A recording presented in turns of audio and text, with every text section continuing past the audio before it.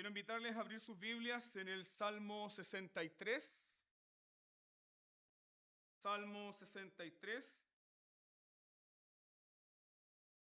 Particularmente escogí esta porción de las Escrituras, dado que regresamos nuevamente al estudio de los atributos de Dios en nuestra escuela dominical que se celebra los domingos por las tardes. Y precisamente este domingo por la tarde vamos a estar meditando en la gloria de Dios. Y la gloria de Dios está particularmente plasmada en este salmo en la experiencia de David con la gloria de Dios. Así que vamos al Salmo 63 y vamos a considerar los versos 1 al 8.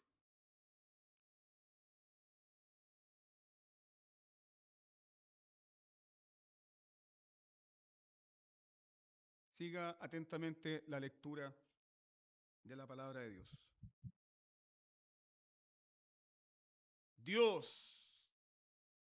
Dios mío eres tú. De madrugada te buscaré. Mi alma tiene sed de ti. Mi carne te anhela.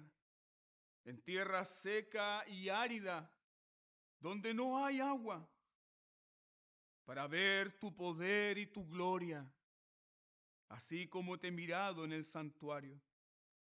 Porque mejor es tu misericordia que la vida. Mis labios te alabarán. Así te bendeciré en mi vida. En tu nombre alzaré mis manos. Como de meollo y de grosura será saciada mi alma, y con labios de júbilo te alabará mi boca. Cuando me acuerde de ti en mi lecho, cuando medite en ti en las vigilias de la noche, porque has sido mi socorro, y así en las sombras de tus alas me regocijaré. Está mi alma apegada a ti, tu diestra me ha sostenido. Amén. Demos gracias al Señor por su palabra. Padre Celestial, yo quisiera rogarte ahora en esta mañana, conforme a la bendita misericordia que tú nos has dado y conforme a todo lo que tú prometes darnos en este día. Aquí estamos un grupo de tus hijos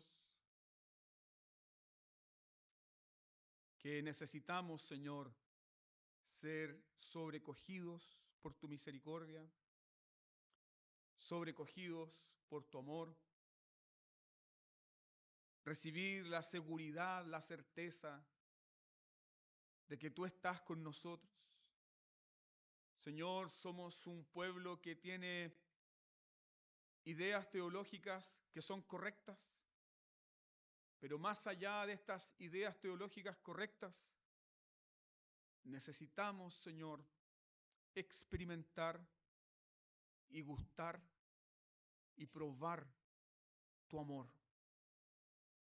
Tal como este salmo nos enseña, que podamos decir al término de este culto y al regresar a nuestros hogares: mi alma está apegada a ti, tu diestra me sostiene. Señor, danos esa certeza. Vivimos en este mundo caído, estamos expuestos a los males, las miserias de este mundo, estamos expuestos, Señor, a los propios males de nuestro corazón. Y yo te ruego, Señor, humildemente, ruego, Señor, que uses tu palabra para alimentarnos, para fortalecernos, para darnos entendimiento profundo y una visión de tu gloria en medio nuestro. En el nombre de Jesús, tu Hijo. Amén. Este es uno de los salmos más hermosos de David y principalmente es uno de los salmos más hermosos de David porque es escrito como una joya preciosa en un momento de crisis y en un momento de sufrimiento sin descripción en la vida de David. El dulce cantor de Israel, el rey David, se encontraba físicamente y espiritualmente en el desierto de Judea. El desierto de Judea era conocido como el Yeshimón,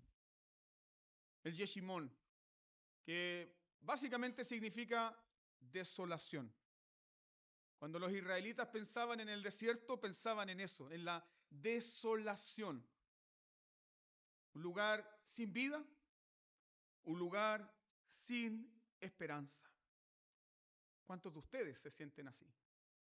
¿Cuántos de ustedes van transitando por un momento así en sus vidas, donde se sienten desolados, donde se sienten desamparados, donde se sienten secos, donde se sienten sin fuerzas, donde están tratando muchos de ustedes de sostenerse y mantenerse en pie, pero todo lo que ven alrededor de sus vidas es desolación, seco, árido, sin fuerzas, sin esperanza? David se encontraba entonces en esta desolación en el momento en que huía, en el momento en que escapaba de la traición de su hijo Absalón. Creo que dos de las más grandes tragedias que un hombre puede experimentar es la muerte de un hijo y la traición de un hijo. Son cosas para las cuales nosotros no estamos preparados. Y David escapa de la traición de su hijo Absalón cuando con una conspiración de hombres rebeldes toman Jerusalén, toman el reino y luego entonces el rey debe salir de Jerusalén. Sabemos que este salmo fue escrito en ese contexto porque el versículo 11 del mismo salmo nos dice que el rey se alegrará en Dios. Esto no pudo haber sido escrito cuando David era perseguido por Saúl, principalmente porque David aún no era rey. Pero es escrito en este contexto. Y acá vemos la confianza de David en la peor circunstancia. Piensa en la peor circunstancia de tu vida, lo peor que te puede ocurrir. Y para esa circunstancia, Dios tiene una providencia especial. Puedes ver el cuidado tierno de Dios, la ternura de Dios, la compasión de Dios.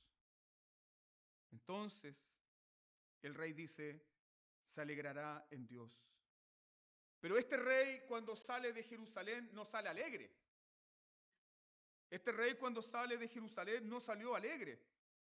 Segunda de Samuel, capítulo 15, verso 30, nos dice que el rey David salió junto con los que le acompañaban, salieron llorando. David salió llorando de Jerusalén. David salió humillado de Jerusalén. David salió maldecido de Jerusalén. Mientras él iba saliendo de la ciudad, hombres le tiraban piedras y lo maldecían. Y él salió humillado y llorando, subió la cuesta de los olivos. Sin cetro, sin trono, sin palacio. ¿Qué le quedaba al rey? Al rey le quedaba solo la humillación y la miseria. Y aquí nosotros podemos pensar inmediatamente en lo siguiente.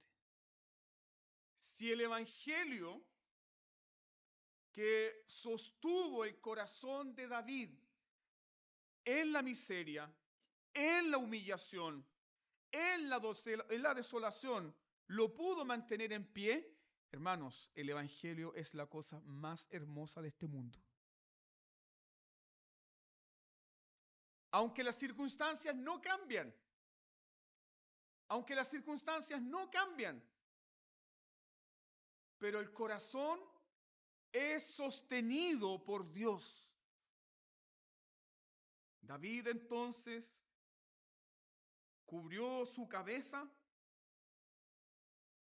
quitó su calzado en señal de humillación y aceptó el trato de Dios con su vida. ¿Y qué hizo David? Fue al desierto. Y estando en el desierto, entonces, en ese contexto, en esa circunstancia, surge este clamor desesperado de David por la presencia de Dios. En esa completa desgracia, en ese completo contexto de desgracia, surge este clamor por la presencia de Dios. Dios mío, eres tú.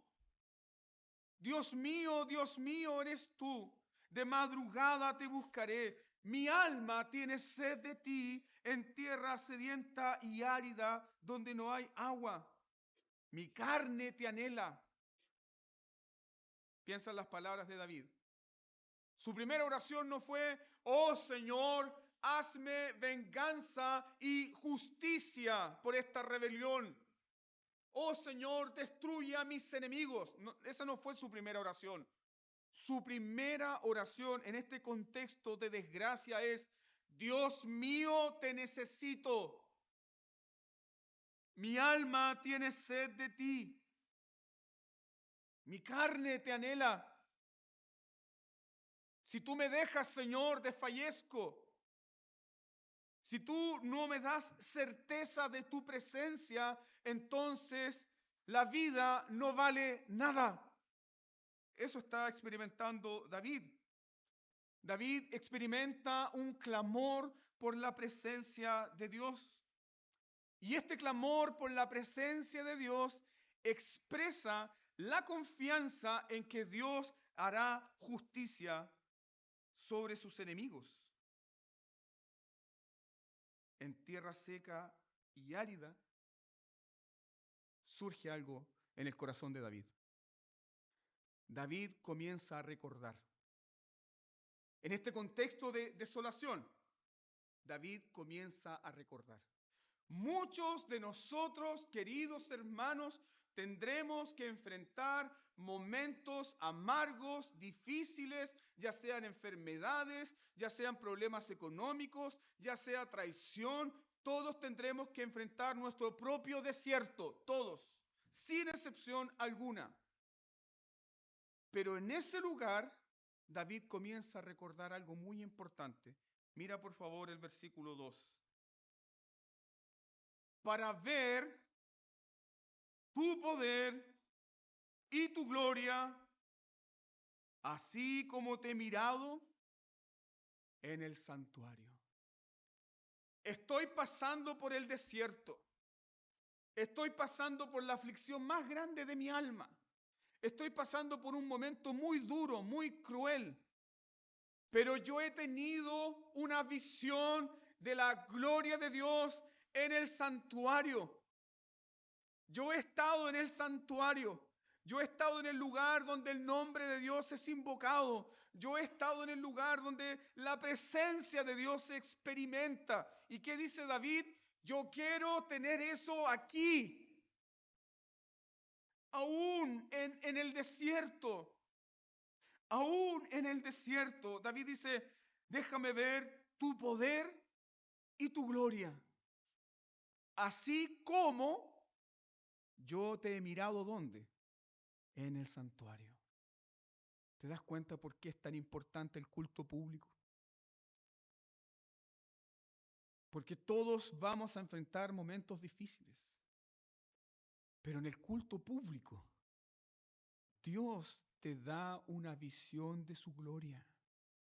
Dios te da un conocimiento espiritual de su amor, de su misericordia. El culto del domingo pasado, hermanos, Dios estuvo con nosotros y experimentamos el abrazo tierno de su amor. Hay algo que sucede en nuestro culto y hay algo que Dios ha prometido darnos en el culto público a todas las iglesias que confían en su nombre, que es su presencia. Y esa presencia nos va a sostener y esa presencia va a guardar nuestros corazones. ¿Dónde? En las peores circunstancias.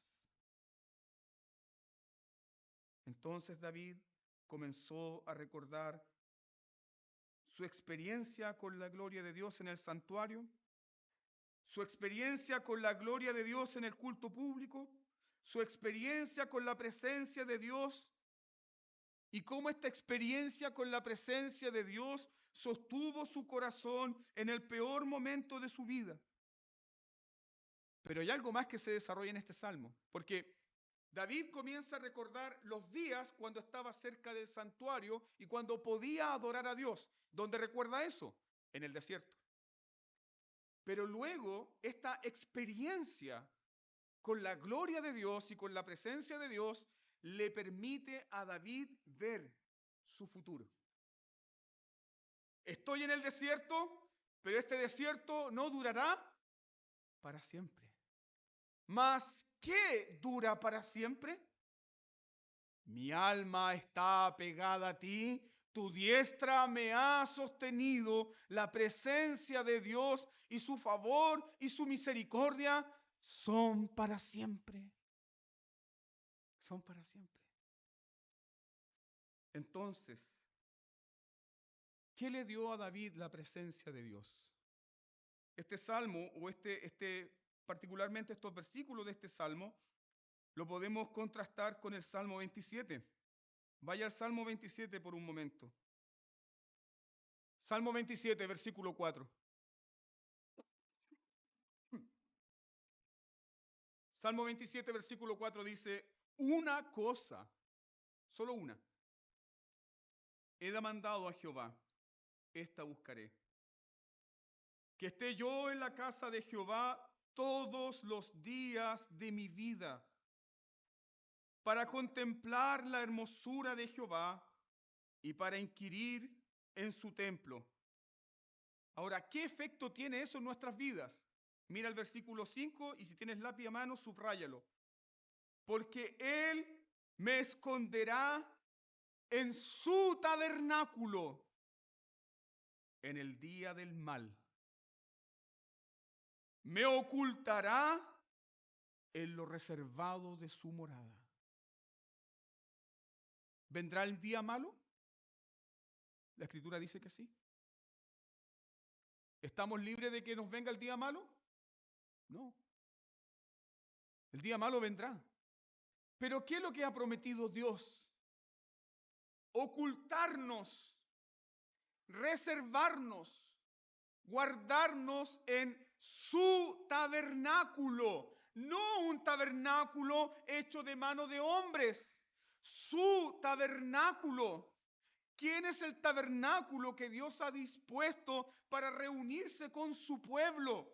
No es la iglesia, no es un templo, no es algo edificado por los hombres, es Jesucristo el Señor. En el día malo puedes tener la certeza y la seguridad de que tu vida está unida ¿a quién? Cristo Jesús. No por tus obras, no por tu desempeño, no por tu fidelidad, no por lo que estés experimentando, sino por el gran amor de Dios. Él ama a los suyos. Entonces, este entendimiento de David de saber que aún en la circunstancia más oscura, su vida está siendo guardada, le trajo descanso. Mira por favor nuevamente el Salmo 63 y considera el versículo 9. Pero los que para destrucción buscaron mi alma, caerán en los sitios bajos de la tierra. La presencia de Dios le dio descanso a David, ¿cuándo?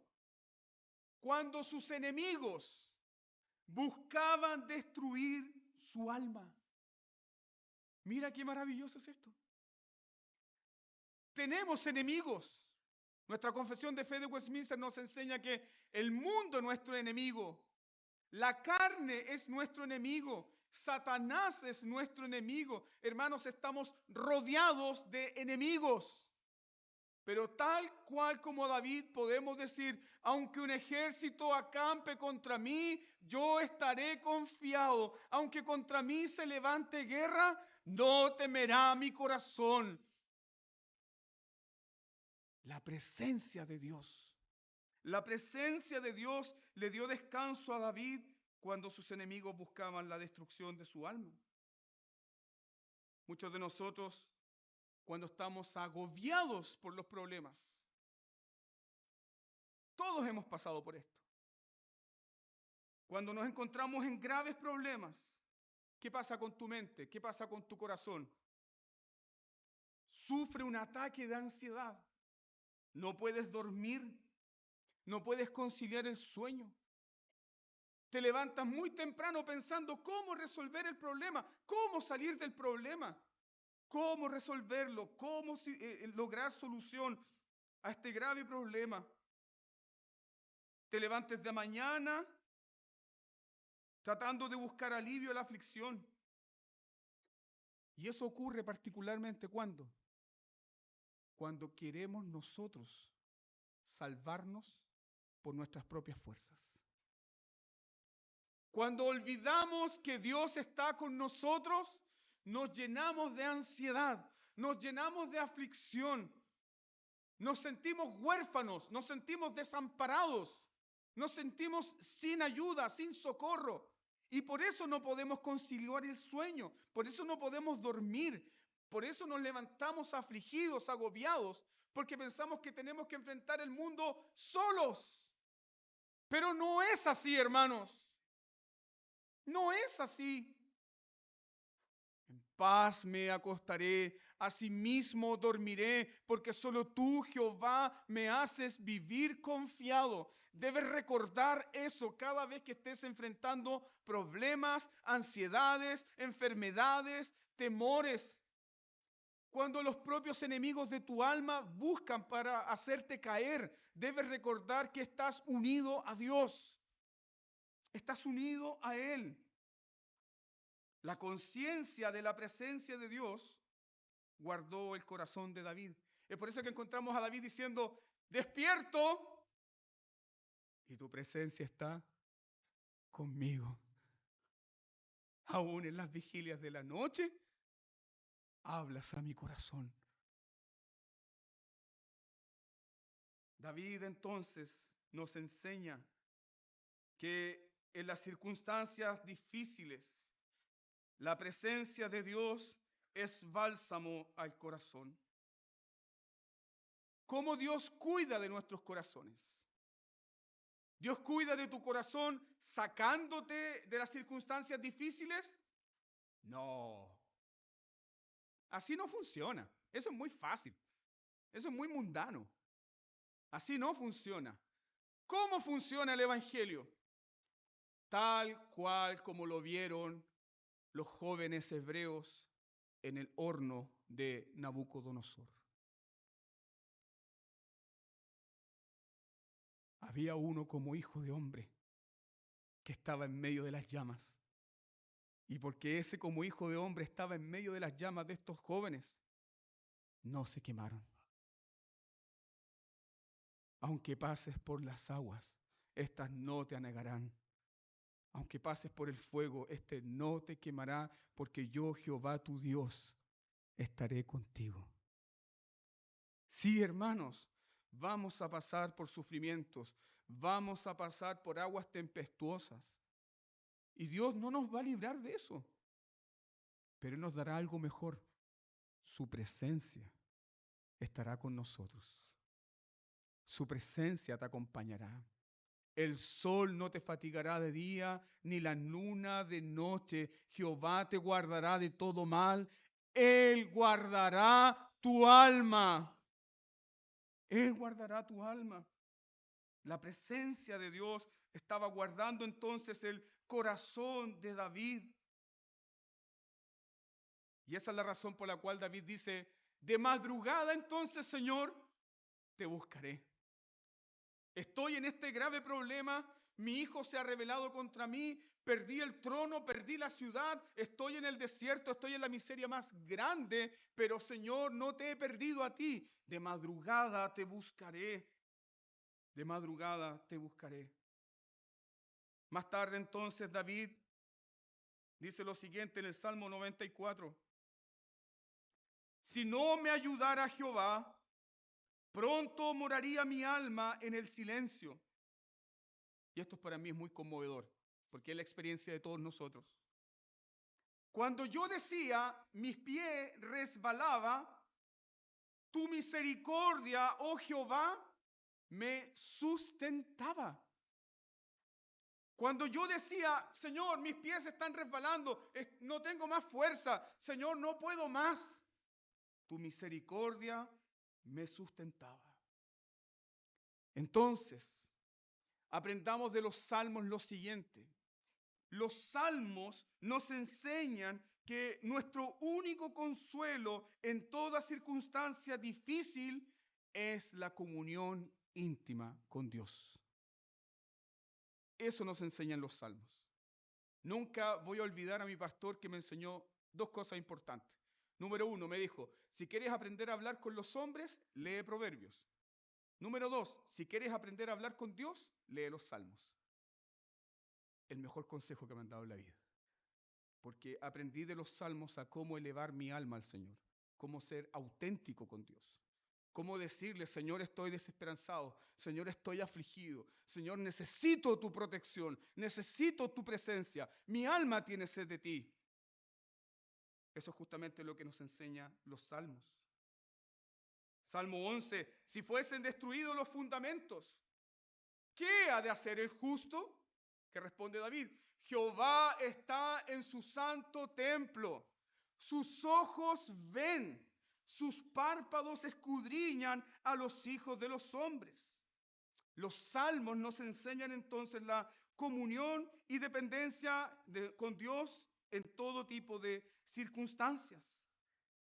Tenemos salmos para las angustias, tenemos salmos para la depresión, tenemos salmos para la debilidad de la vejez, tenemos salmos cuando experimentamos el dolor de la muerte, tenemos salmos para cuando estamos pasando la pasión de la juventud, tenemos salmos para el temor de la crianza, tenemos salmos para las miserias de la vida, para la traición, para el desprecio, para el abandono. ¿Y por qué? Porque Dios pensó en cada una de nuestras circunstancias difíciles en este mundo y proveyó bálsamo y consuelo para tu corazón. Tan importante esto, hermano, que cuando en la cruz encontramos a Jesús sufriendo, Él cita el Salmo 22. Elí, Elí, lama sabactani. Dios mío, ¿por qué me has abandonado? Y la respuesta del Salmo 22 está en el versículo 3, porque tú eres santo. La vida de Jesús, la espiritualidad de Jesús está marcada por los salmos. Hablan del corazón del hombre, hablan de cómo el corazón del hombre debe ser asegurado en cada circunstancia de la vida. Pero por nuestro pecado, ¿qué hacemos? Nos alejamos de Dios, en lugar de confiar en Dios. Lo olvidamos. Tenemos problemas y en lugar de recurrir rápidamente a Dios como nuestro refugio, preferimos buscar formas mundanas de aliviar el corazón. Buscamos formas mundanas, entretenimientos mundanos. Y hermano, por favor, entiéndame bien. Yo no estoy diciendo y jamás voy a decir de este púlpito que el tener tiempo entretenido o tiempo de dispersión es pecado. Jamás usted me va a escuchar decir eso.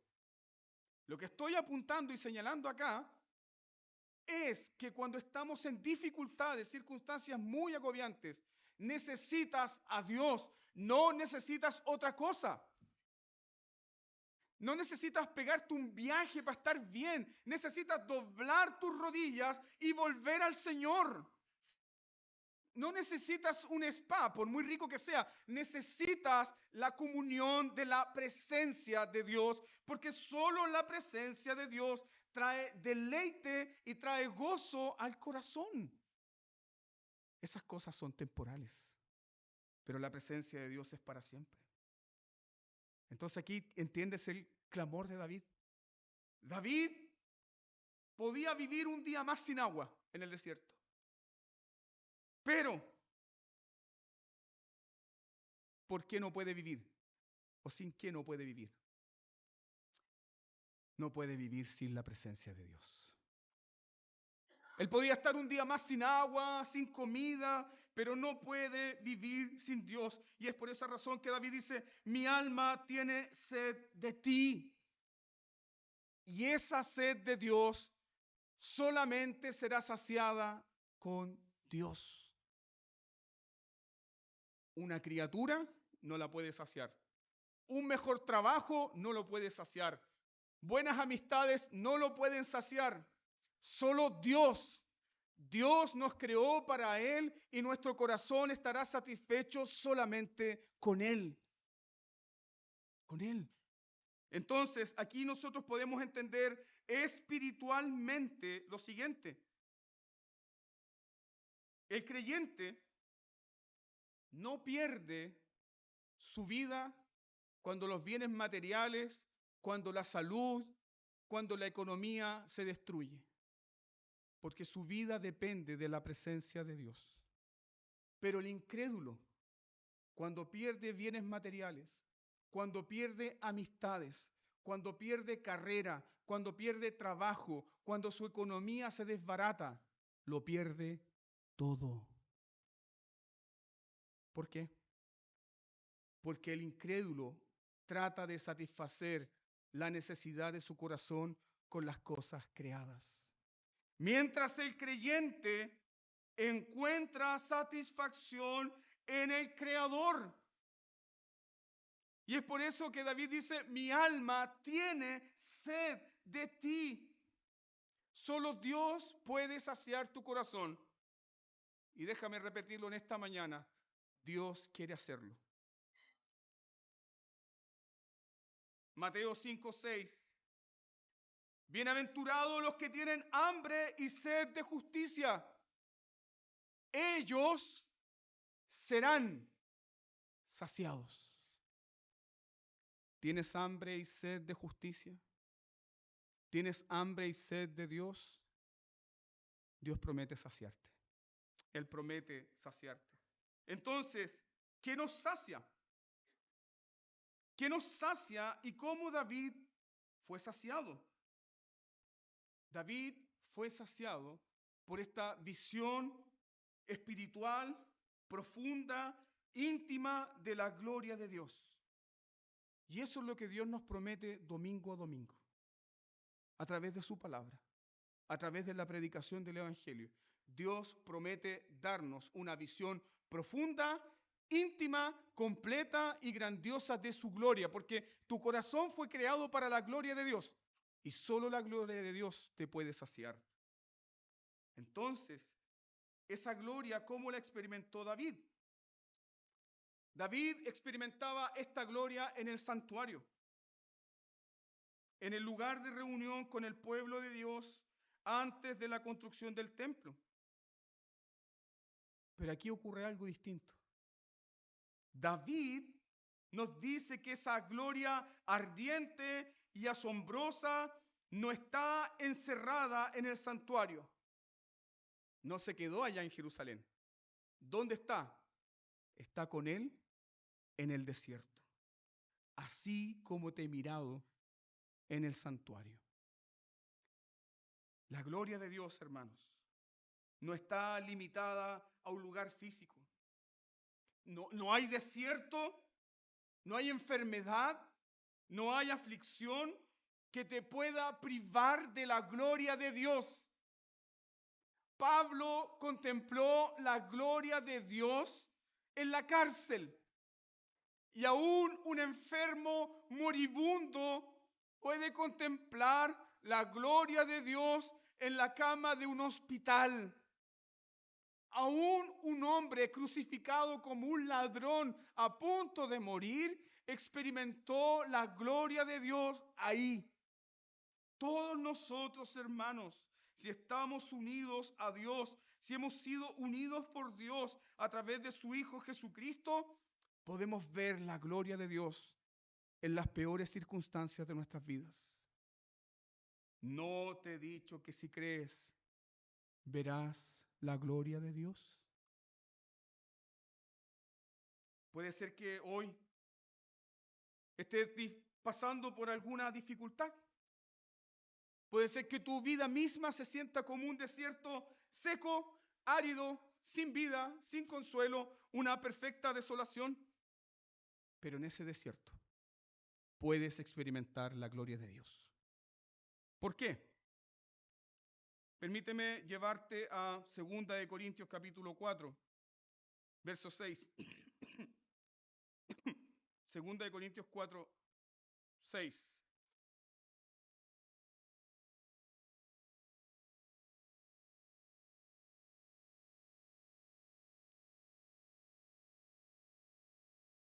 Porque Dios, esto dice Pablo, porque Dios que mandó que de las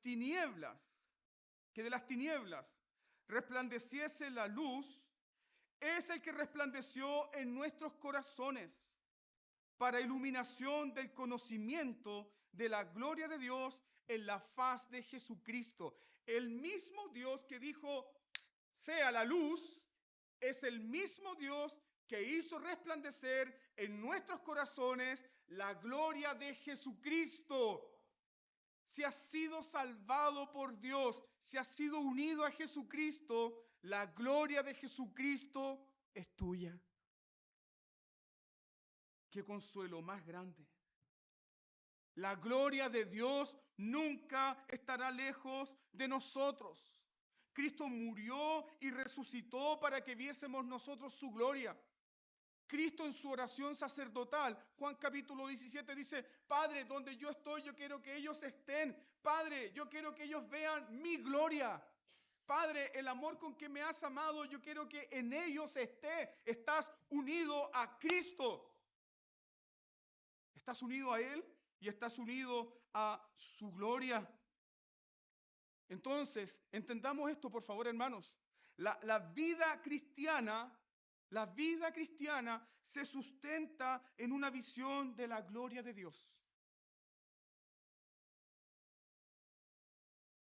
Sin esa visión de la gloria de Dios, nuestros corazones siempre estarán errantes. Nuestros corazones siempre andarán vagabundeando tras gloria humana. Nuestros corazones siempre andarán persiguiendo la gloria humana. Nuestros corazones siempre estarán persiguiendo la gloria de los hombres. Pero el Evangelio nos da la visión de la gloria de Dios. Y eso trae descanso al alma. Satisface. David encontró a Dios, ¿a dónde? En el mismo desierto. Fuera del palacio, fuera del santuario, fuera del lugar de protección, fuera de su sitio de confort, y en el desierto, en la desolación, él se encontró con Dios y David dice, mejor es tu misericordia que la vida. Mejor es tu misericordia que la vida. Y la palabra hebrea aquí para misericordia no está hablando de la bondad de Dios para no darnos lo que merecemos, que es el juicio. La palabra misericordia aquí en hebreo es Hesed. Y es la misma palabra empleada en la historia de Ruth. Experimentan esta bondad amorosa de Dios, la misericordia del pacto, el amor pactual de Dios, que protege a los suyos. Podríamos decir que es una misericordia que abriga, es una misericordia que recoge.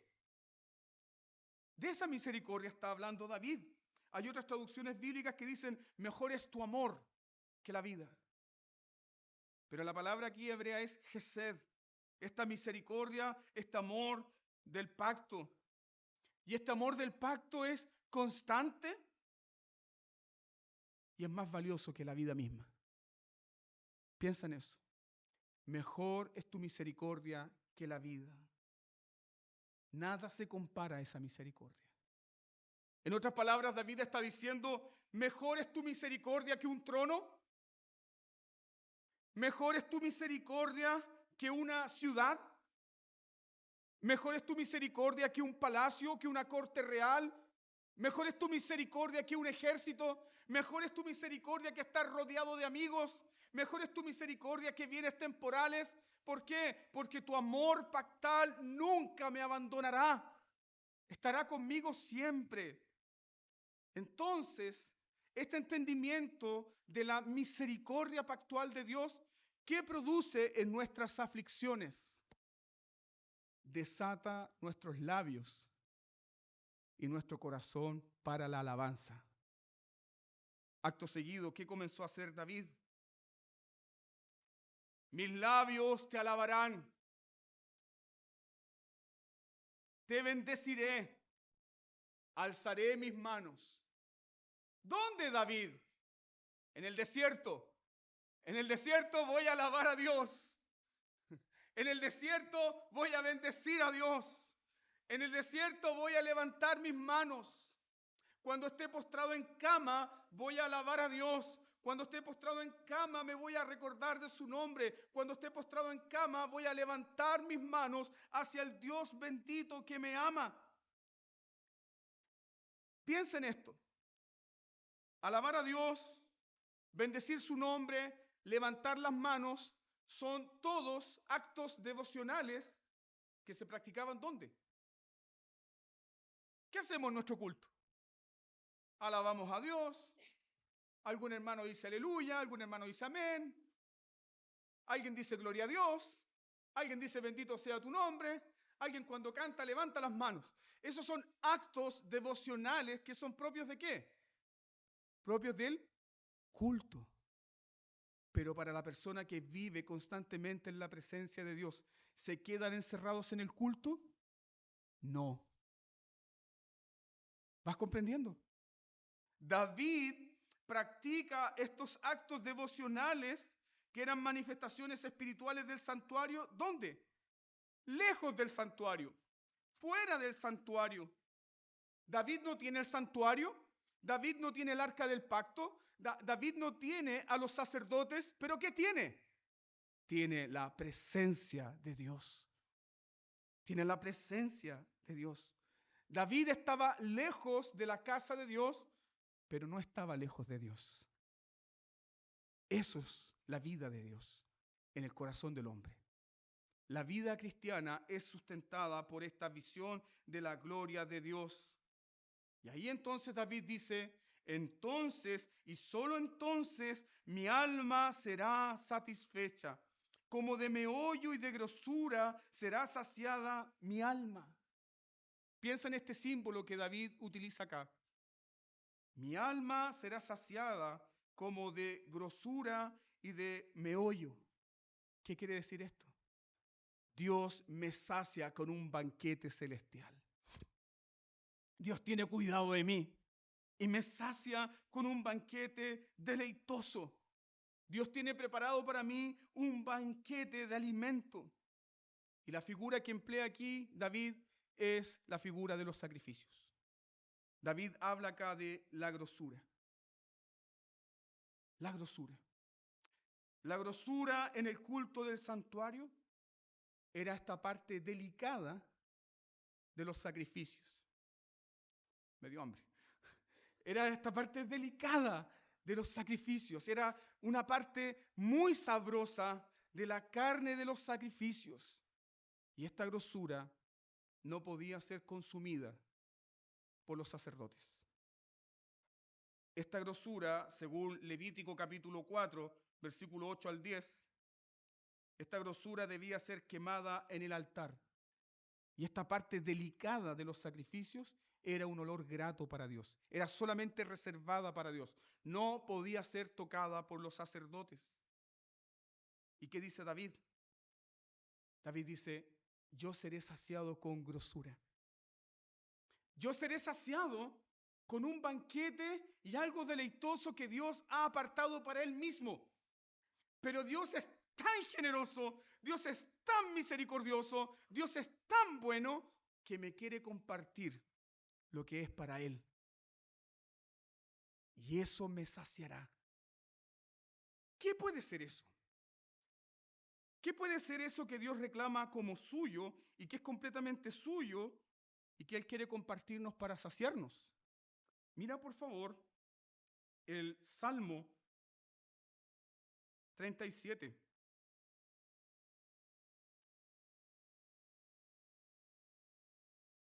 Salmo 37.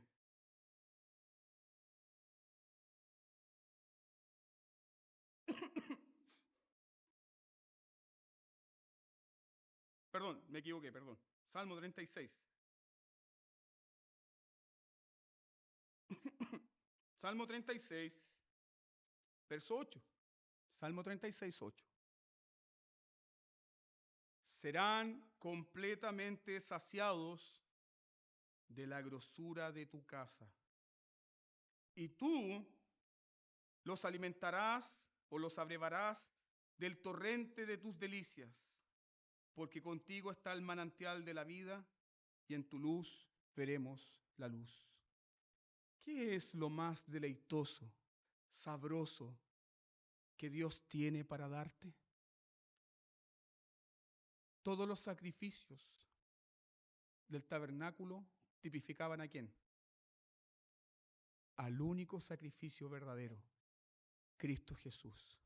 Pero había una parte delicada, preciosa, de olor grato, de olor muy fragante, que era esta grosura delicada solamente para Jehová, solamente para el Dios del pacto.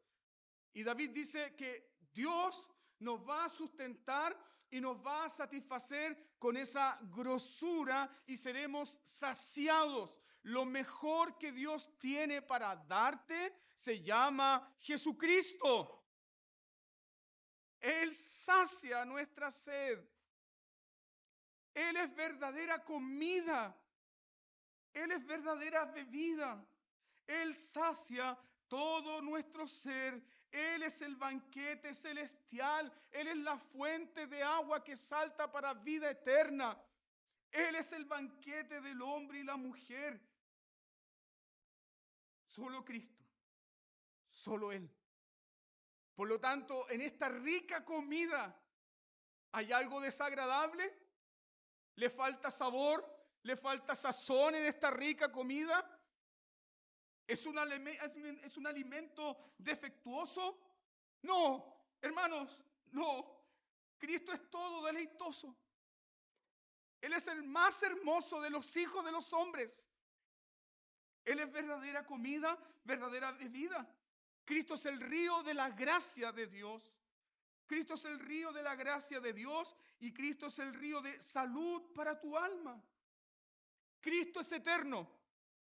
Por lo tanto, piensa en esto. Un pecador agotado, un pecador cansado, un pecador afligido no puede agotar las riquezas inescrutables y maravillosas de un Cristo todopoderoso.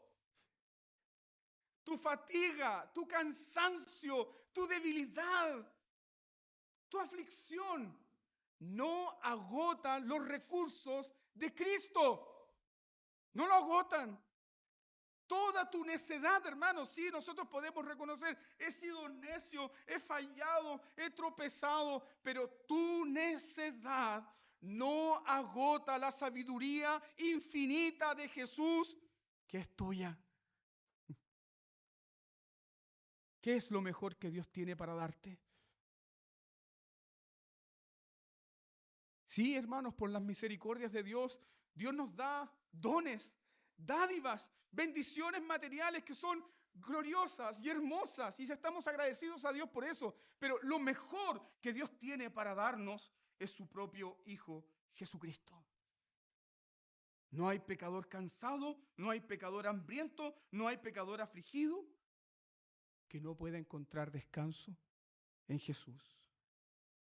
Finalmente vamos a este último punto, versos 6 al 8. ¿Hacia dónde nos guía este amor y esta misericordia de Dios. Versos 6 al 8 del Salmo 63. Toda esta misericordia y este favor de Dios y todo este banquete deleitoso que Dios nos da, nos guía a la comunión con Dios. A la comunión con Dios. En medio del desierto y en las vigilias de la noche, Dios fue el primer y último pensamiento de David. David buscó a Dios no como si Dios fuese una idea abstracta. Yo creo que piensen eso y lo recuerden. Sabemos que somos una iglesia presbiteriana y sabemos que aquí se habla mucha teología y que tenemos conocimiento de Dios. Pero cuando nos relacionamos con Dios, no estamos pensando en una idea abstracta. No estamos pensando en una idea teológica que está flotando en el aire. No, hermanos. Los israelitas que conocían a Dios se relacionaban con Dios en un lenguaje concreto que podían comprender y entender. Piensa cómo David se relaciona con Dios. Salmo 63, verso 6 al 8. Cuando me acuerde de ti, oh infinito, inmutable, sabio, Dios y soberano. No dice eso David, piensa en esto. Cuando me acuerde de ti en las vigilias de la noche, porque has sido mi socorro. Me regocijo en que estoy bajo la sombra de tus alas. Qué lenguaje más sencillo y tierno. Sabemos que nuestro Dios no es un pájaro que tiene alas inmensas como un águila, pero sabemos que eso simboliza ¿qué cosa? Que nosotros somos como polluelos indefensos y débiles que encontramos cobijo bajo las alas protectoras de nuestro Dios. Entonces, ¿cómo David se relaciona con Dios? David dice que Dios es su agua. Yo estoy sediento, pero tú eres mi agua. David dice que Dios es su comida. Y ahora David dice acá que Dios es su socorro y su protección. Para David, Dios no es una idea. No. Para David, Dios comprende que Dios es íntimo y cercano. Y se relaciona con Él a partir de eso. Tan íntimo que puedo estar bajo sus alas. Tan cercano que lo puedo proclamar como mi refugio. Entonces, David proclama esta gran verdad. Mira por favor el versículo 7. ¿Has sido mi socorro? Y así en la sombra de tus alas me regocijaré. Verso 8. Mi alma está pegada a ti, tu diestra me ha sostenido. Al relacionarse David con Dios de esta manera, ¿qué comprendió en la práctica? Mi vida no está bajo la sombra de enemigos. Mi vida no está bajo la sombra de malas circunstancias. Mi vida no está bajo la sombra de una nube oscura. Yo sé que los millennials no saben de esto, pero los que somos más antiguos vimos Charlie Brown. Y en Charlie Brown había un niño que tenía una nube que siempre le llovía. El cristiano no es ese. El cristiano no está bajo una nube oscura. ¿Dónde está tu alma? ¿Dónde está tu vida? ¿Dónde te encuentras tú? Debajo de las alas del Altísimo. El que habita bajo el abrigo del Altísimo morará bajo la sombra del Omnipotente. Diré yo a Jehová, esperanza mía y castillo mío, mi libertador. ¿Dónde está tu vida, amado hermano? Mora bajo la sombra del Dios omnipotente. Entonces, cuando David comprende aquello, ¿cómo termina este cántico? esta porción, David dice, mi alma está apegada a ti. Ese es el cántico del cristiano. Mi alma no le pertenece a la enfermedad, mi alma no le pertenece al desastre, mi alma no le pertenece a mis enemigos, mi alma no le pertenece ni al mundo, ni al demonio, ni a mi propia carne. Mi alma le pertenece a Dios. ¿Cuál es tu único consuelo, tanto en la vida como en la muerte? Que le perteneces a Dios. Él es tu dueño, Él es tu Señor. Y ahora, para finalizar, yo te pido que mires a otro rey. Otro rey. Otro rey que también tuvo que enfrentar el desierto. Otro rey que también tuvo que enfrentar la traición. Otro rey que también tuvo que abandonar la gran ciudad y luego ir fuera de la ciudad. Otro rey que tuvo que experimentar el vituperio, las maldiciones de sus enemigos. Te pido que mires a un rey más grande que David. Te pido que mires a un rey que entró un domingo como hoy a Jerusalén, ofreciendo términos de paz, ofreciendo misericordia, ofreciendo gracia y compasión. Te pido que por la fe contemples a este único rey que ofreció el banquete que sacia el alma. Ese rey fue rechazado. Ese rey fue expulsado de la ciudad. Ese rey fue expuesto a algo peor que el desierto. Ese rey fue crucificado. Ese rey fue crucificado. Y ese rey en la cruz dijo, tengo sed. Y no fue saciado. Ese rey en la cruz fue abandonado. ¿Para qué? ¿Y por qué? Ese rey llevaba tu maldición. Y ese rey cambió la maldición en bendición.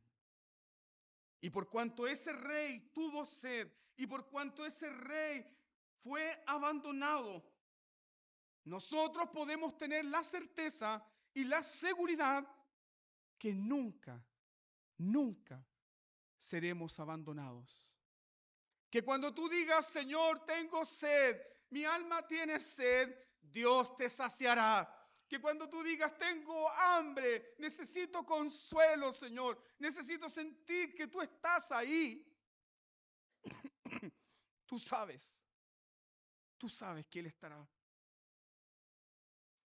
No existe entonces, hermanos, guarde esto en su corazón. No existe ni existirá una circunstancia donde nos encontremos desamparados o desconsolados. Nunca jamás podremos decir tengo sed sin ser saciados por nuestro Dios. Y en el peor desierto de nuestras vidas, cualquier cosa que estés enfrentando, siempre la misericordia de Dios será mejor que la vida. Mi hija, cuando le compartía este salmo en la semana, me dijo lo siguiente: papá, ¿podemos sentir a Dios? ¿Qué creen ustedes? ¿Podemos sentir a Dios? Salmo 34 dice, gustad y ved qué bueno es Jehová. Dichoso el hombre que en él confía. Si Dios te dio papilas gustativas para disfrutar de la comida que te gusta, Dios nos ha dado apetito espiritual para disfrutarlo a Él. No nos relacionamos con una idea, nos relacionamos con un Dios personal, íntimo y cercano. Entonces en este culto puedes decir, quiero probar, Señor, quiero gustarte, Señor. Y entonces mi alma será saciada. Oremos al Señor.